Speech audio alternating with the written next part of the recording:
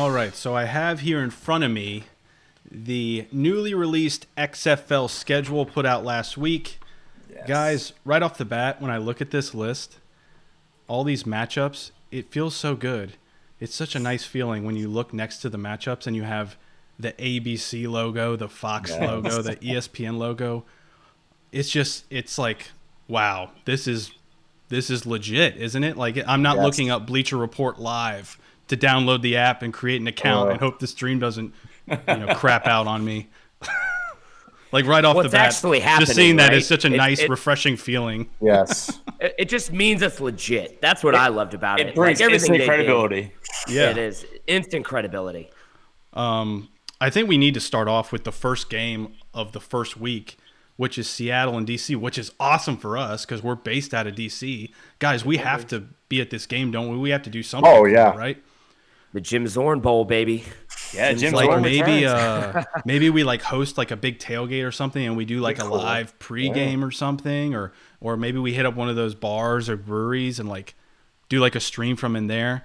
But we'll figure out something cool to do leading up to the first game, so stay tuned for that. Yeah. But like Gless said, the triumphant return of Jim Zorn. Gless, is he going to like come out of the tunnel of Audi Field and get a standing ovation from DC fans? Well, based on the state of the franchise as it stands today, he might get a standing O. I actually need to bring back my Horny for Zorny shirt.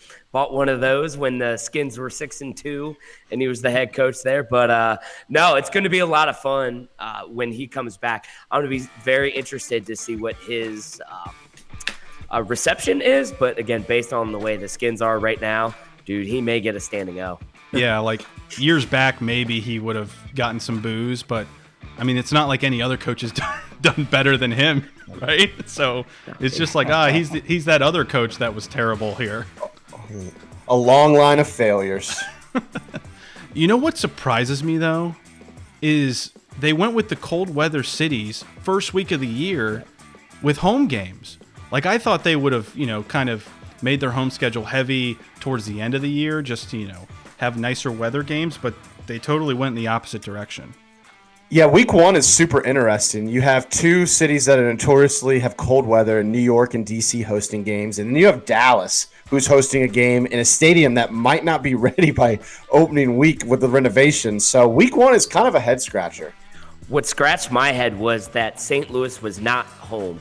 Like, the only city that's on this list that doesn't have an NFL franchise, you would expect that the dome would have been packed out. It would have been loud. It would have been great for TV. But no, man, no Battlehawks until week 3. So I thought that was interesting. I think what you mentioned there, they know that it's obviously going to be packed for the first professional football game since the Rams left. So they know they can wait on that. Why not, get the energy of the first week and get some of these other teams' home games? Because they can wait till week 3 and build that hype around the St. Louis franchise, because they know if St. Louis goes 0-2, they're still going to pack that stadium. Yeah. You know what scares me, though, is if it's going to be in cold weather stadiums, let's just be honest with ourselves.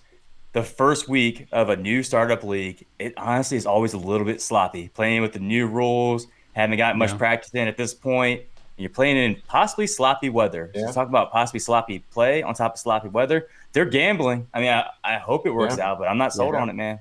Yeah, it's a gamble, especially with the offenses being geared around air raid and run and shoot offenses. I mean, the point is to throw the ball and score a lot, but yet they put it in two colder weather cities. So I'm with you, Pastel. Very dicey. Beginning of February, man. It's pretty messed That's up to not send fun in Tampa up DC. to New York. Risk takers or difference makers? That's right. Mark Trestman's shivering. I mean, he coached in Chicago in the Canadian Football League. I think he can handle. He's used to it. Yeah, his players might not be able to, but I think he'll be all right. Oh yeah. Yeah. So DC, Seattle, I think is a great matchup to start with because Audi Field, 20,000. I just see a sea of red and white throughout the stadium. The return of Jim Zorn, the triumphant return of Jim Zorn. Pretty good quarterback matchup too, Cardell Jones and Brandon Silver. So it's a great way to kick it off. Before we move on, though, I want to go. I think it's what Kenny said. What the hell are they doing? They're renovating Dallas's stadium, and then they give them a week 1 home game? Coming in hot. Holy crap, that's a ballsy move.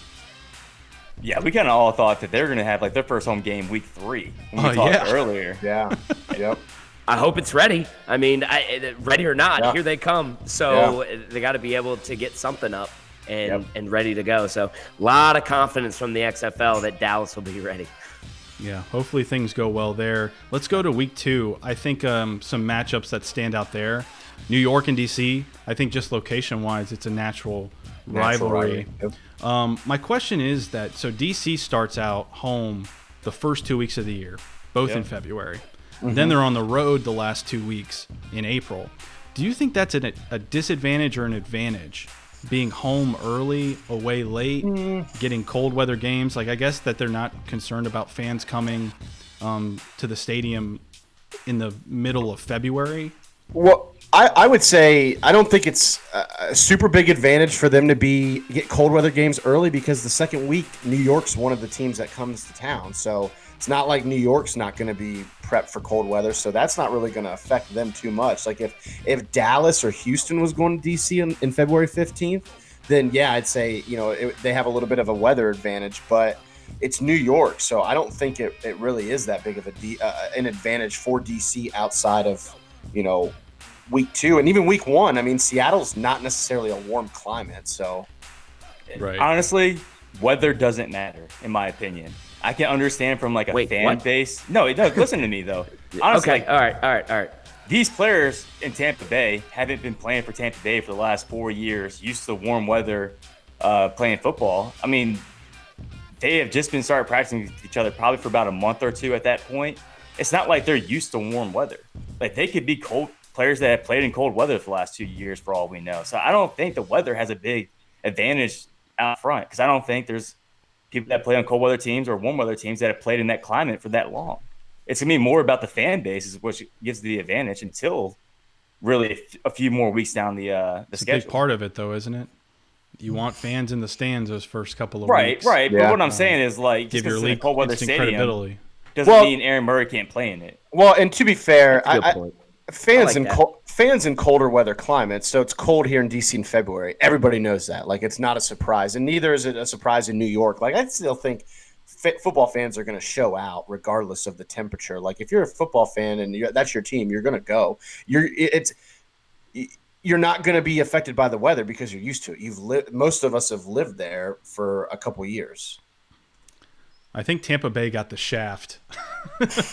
Why do you say that, man? Because they send him to New York first week of the year, cold weather, and then they send him across the freaking country. Like, literally, I don't know how much farther you could go from Tampa to Seattle. Yeah, that's a rough way to open the season.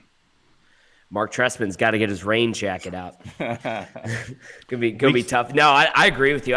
It'll be interesting to see how they play that week 2 after going to New York, coming back to Tampa, and then going all the way out to Seattle. I mean, we see that all the time in the NFL, where West Coast teams come to the East Coast and struggle immensely. Happens all the time. Moving on, I think week 3 is probably one of the biggest matchups of the year.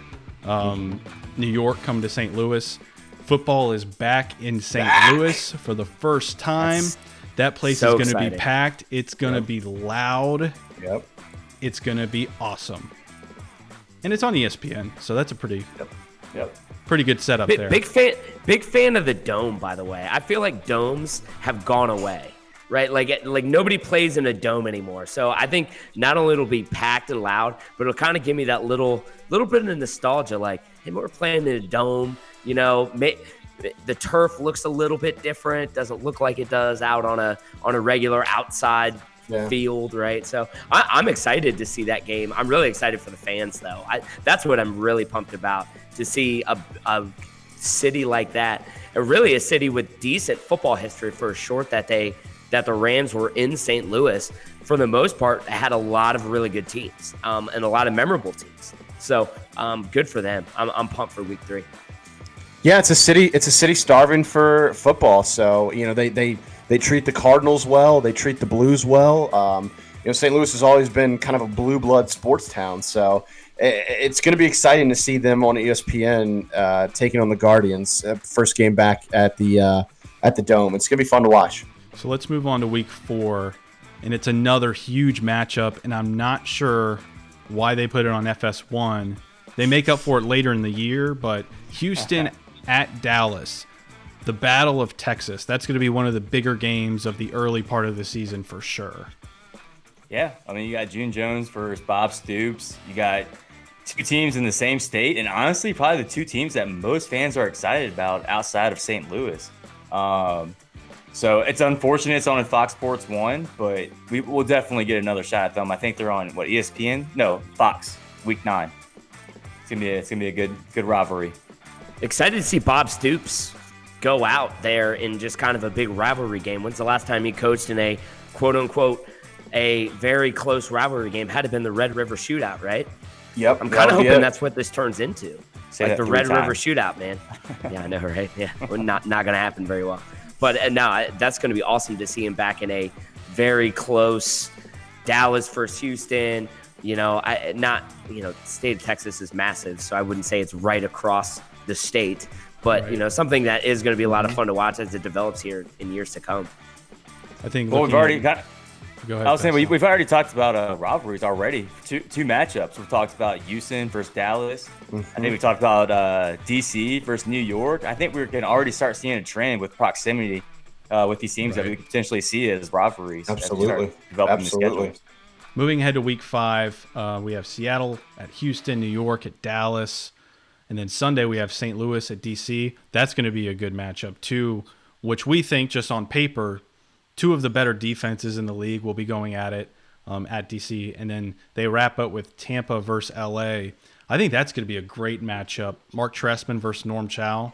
Some interesting offensive schemes going against each other. Yeah, two very intricate offensive minds, guys who have been well-traveled and have had success at multiple stops. So, yeah, that's a great primetime game. That's a great Sunday night football game, if you'd call it as you will.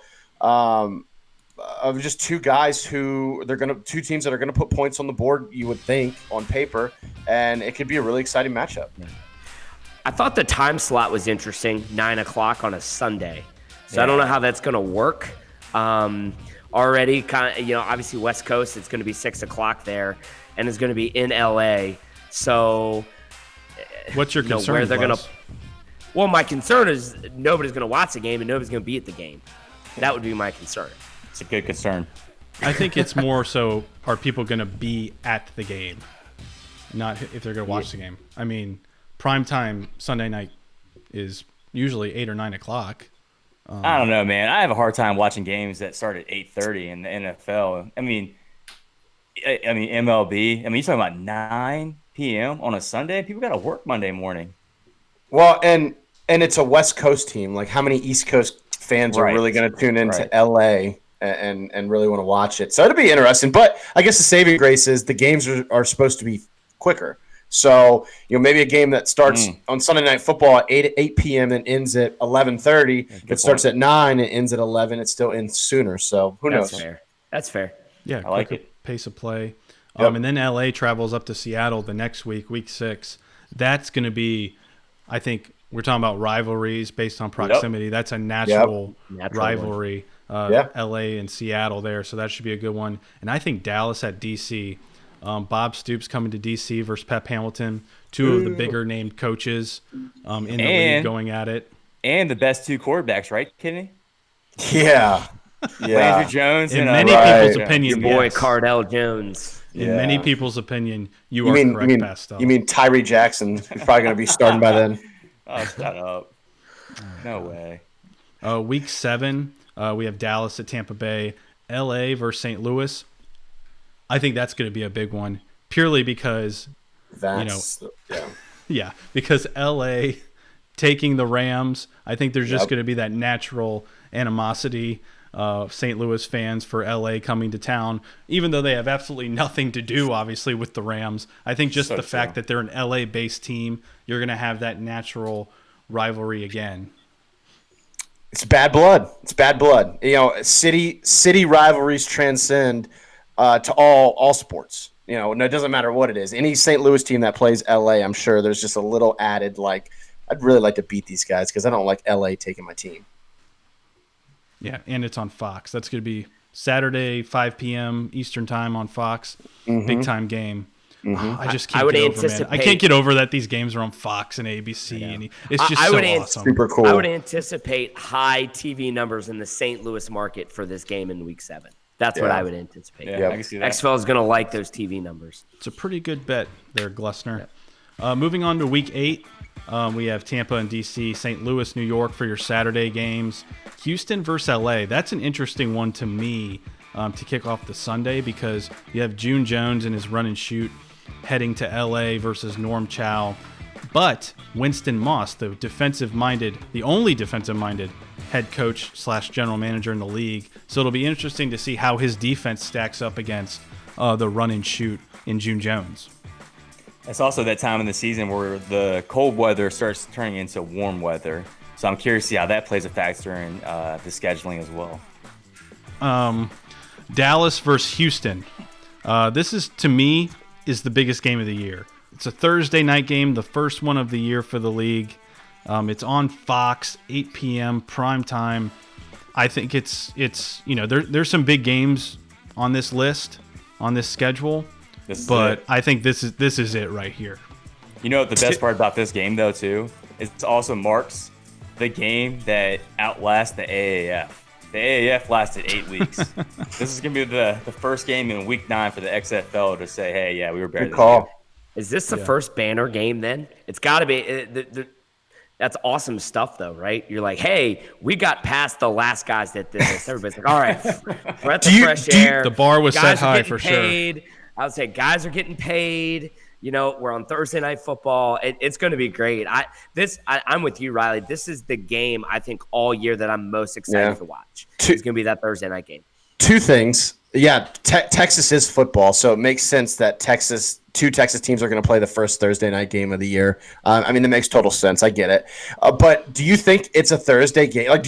Brandon brought up a point that this is the first game past what the AAF made it. Do you think that's a Thursday that played any sort of factor of being their first week of a Thursday night game, or do you think it's just a pure coincidence? I don't think they concern themselves with the AAF. Yeah, I think it's a coincidence. I'm with you, Riley. It's just kind of a unique thing to put your stamp on. That's all. But I agree with Riley. I don't think it's a great storyline for people like Kenny to create, but I don't think there's any merit to it. I didn't bring it up. Brandon did. Yeah, Kenny. Sorry, you guys, you just work in a tandem, so. All right, then wrapping up Week 10. Again, like I said, we stay within the division. Another Thursday game for Dallas. It's interesting that they had 2 Thursday games, and they gave both of them to Dallas. Dallas is on home for this one versus LA. But do you think it's interesting that they went with Dallas for both Thursday games, or you got to throw your biggest name in Bob Stoops in prime time? Bob Stoops, Landry Jones, the Dallas market.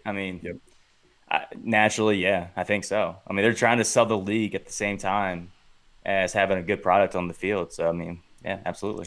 It's clear that Dallas, at least right now on paper, is going to be probably the most marketed or nationally recognized team with the biggest names and the biggest players. So I think it makes total sense to have them as your two, have them at least as a participant on your 2 biggest primetime games. Yeah. The other thing, too, and I've never lived in Texas, but I would think the timing of the year is actually kind of perfect, right? So you're getting around. Spring practice is starting to end for University of Texas and all those Texas schools. People are starting to get the itch back, right? So they want to watch some football, right? You get all the way through kind of the February and the March season where, hey, football's done. And that's why I think Dallas was also considered. It's your marquee market when it comes to diehard football fans. There could be a slight advantage at this point as well. If LA or Dallas makes the playoffs, they have like 3 more days off compared to, say, DC, St. Louis, New York, or Tampa Bay that's playing on a Sunday.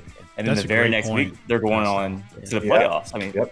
3 extra days in football is a lot. That's huge. Yeah, that's huge. It's and huge. I was thinking about, is it a benefit playing on these Thursday games, going back to back? I didn't even consider, the playoff hunt, with the playoffs starting next week. having those extra days of rest. That's huge No for either bye. team. Yep. I think all of these matchups in the last week are huge, and I think they did obviously on purpose with the divisional matchups. But DC, St. Louis, New York, Tampa Bay. It's very interesting that this is kind of like the first flex option they have, ABC or FS1. It's not committed. I guess they're going to see, as they get down the final stretch, what the better matchup is, and put that one on primetime ABC. I would imagine. It's got to be it. Yeah, I can't imagine it's anything else other than that. Then we move on to the playoffs. Fox and ESPN. Looks like the number 1 seeds will host. No surprise there. But I know, Kenny, you're really interested in this. The championship game on Sunday, April 26th on ESPN. East versus West, obviously at 3 p.m. But there's no location there. Huh. Interesting. No, it's very interesting. I'm kind of just I find it kind of fun to speculate where it could be played at. Like, is it going to be at any of this? I can't imagine it's going to be at any of the stadiums the teams call home. I would think they would want it at a neutral field, but are they going to play it at a huge stadium and really try and pack it out, or hope they pack it out? Or are they going to play it at maybe a smaller venue like the FCS does down in Frisco, Texas, where they kind of play at a smaller venue, but it's packed out. There's 40,000 fans that go to the FCS National Championship, but it looks like an absolute rabid fan base there because it's smaller and everybody's on top of each other. So it's going to be really interesting. I'd imagine it's got to be in either a warm weather climate or it's got to be in a dome. One of the two. I don't think they're going to play it. It's April 26th. It's starting to get warm all across the country. Well, I wonder when they need to make that decision by. Maybe they want to feel it out and see how attendance is going. That's what I was thinking, the league, and just kind of like gauge the meter of interest from people to determine, because the AAF they originally had their championship in Las Vegas, and then they moved it halfway through the season to Jerry Jones in the Dallas Cowboys practice facility, because I don't know if. I don't really know the reasoning why. If it was financial, probably financial struggle.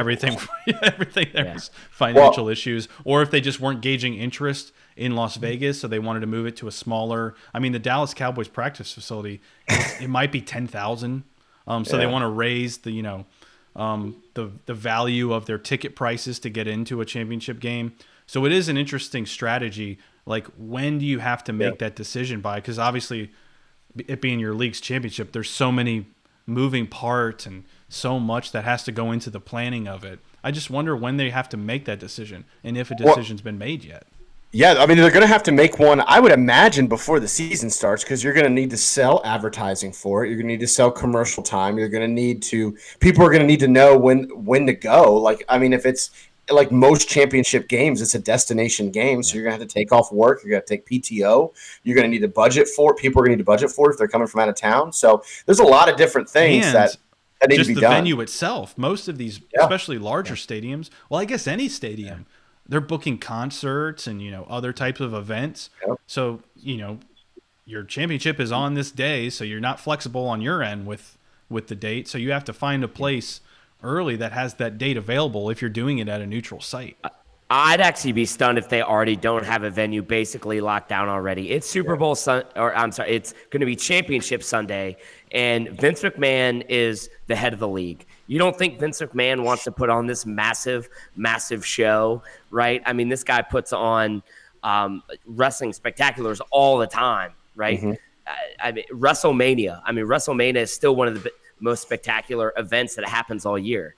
I think that they already have a place and that they're just trying to build it up right now. It's hard for me to believe with concerts and all the different maneuvers that have to happen to get a stadium ready for an event like this, and an event that Vince McMahon's going to want to show the world. Man, hard for me to believe that they don't already have a spot already locked up. They're just not announcing it yet. As long as they don't play in Santa Clara where the 49ers play, I'm great. Or don't play in Tampa either. Can we not play in Tampa? Guys, easy on the Tampa Bay bashing. Tampa Bay, I love you. I'm sorry for Glessner and Kenny.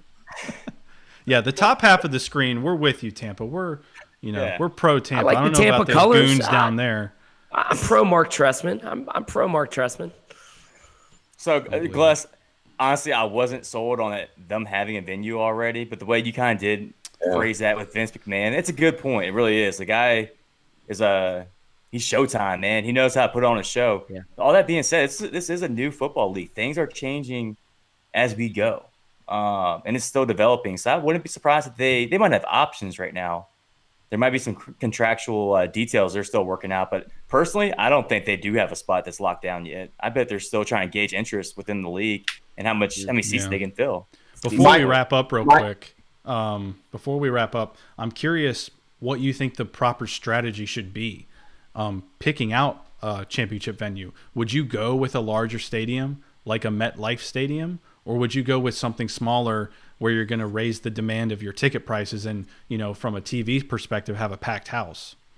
I would go with the established stadium that's hosted big events. I think because if you know what you have there, okay, I guess say even a smaller stadium too, that's hosted large championship events, I think should be what you do. I wouldn't go anywhere that's unknown. Like I wouldn't go to some random stadium that's never hosted like a Division II, FCS, a national championship, anything like that. I think they should go to Houston where the Texans play. I think that'd be a perfect spot for them. I agree. That would be. I mean, I think they have to stay close to some of their larger markets, don't they? Yeah. Whether that Make market that's sense. close to them is in it or not. Like that's a great suggestion, Kenny. Like a Houston. Whether the Roughnecks are in it or not, you have a pretty good sense that in Texas you're going to be able to sell tickets to a championship football game, to a professional football league, even if the team is not in it that's close by.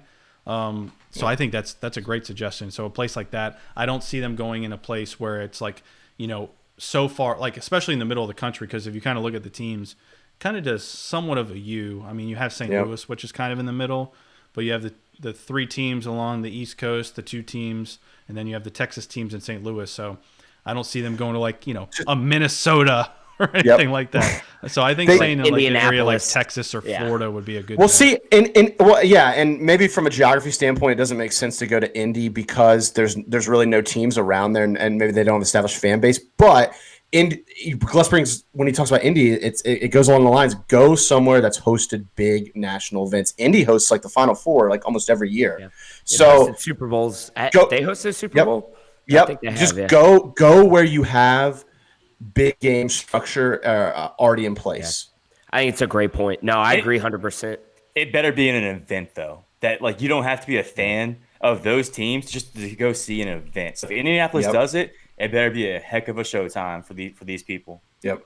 Well, you're going to have to. Agreed. Because, you're a new upstart league and you don't know which teams are going to be in. If it's on a neutral site, you have to make it this spectacle more than a football game. So it'll be interesting to see where the championship goes. But the exciting thing is we know finally where these matchups are, where teams are going. It's finally on paper. The league is starting to come together, and it's extremely exciting.